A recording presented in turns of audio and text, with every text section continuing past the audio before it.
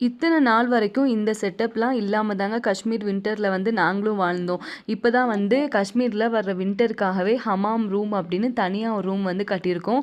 நிறைய நண்பர்கள் வந்து கமெண்ட்ல வந்து சொல்லியிருந்தீங்க, "அக்கா ஹமாம் ரூம் அப்படின்னா குளியலறைய வந்து ஹமாம் ரூம்னு நாங்கலாம் சொல்லுவோம். நீங்க வந்து வார்ம் ரூம வந்து ஹமாம் ரூம் அப்படின்னு வந்து சொல்றீங்கன்னு." இப்ப நீங்க பார்த்தீங்கல்ல இந்த விறகு கட்டைகள், இந்த விறகு கட்டைகள் எல்லாமே ஹமாம் ரூம்ல நெருப்பு மூட்டுறதுக்காக வந்திருக்கக்கூடிய விறகு கட்டைகள் தான். 100 கிலோ வந்து ரூ.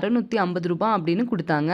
இது எல்லாமே நேத்து நைட்டு ஹமாம் ரூம்ல அந்த நெருப்பு மூட்டுனோம்ல, அதுல இருக்கக்கூடிய சாம்பல் தான். இத எல்லாத்தையும் கிளீன் பண்ணிட்டு மறுக வந்து நெருப்பு மூட்டுவோம். நெருப்பு மூட்டுற டைம் வந்து காலையிலலாம் வந்து நெருப்பு மூட்ட தேவையில்லங்க. ஈவினிங் தான் வந்து ஸ்டார்ட் பண்ணுவோம். 3 மணிக்கு ஸ்டார்ட் பண்ணோம் அப்படின்னு வைங்களேன், 4 மணிக்கு இந்த ரூம் ஃபுல்லாவே நல்ல கதகதப்பாகிடும். ஹமாம் ரூமுக்கு கதவு கூட வந்தாச்சுங்க. ஜன்னல் கூட இருக்கு. இந்த ஜன்னல் வழியா புகையெல்லாம் வெளிய போகும். இந்த சைடு மட்டும் இல்லாம மேல ஒரு பைப் இருக்கு. அது மூலமாகவும் புகை வந்து வெளிய போகும். தேங்க்ஸ் ஃபார் வாட்சிங்.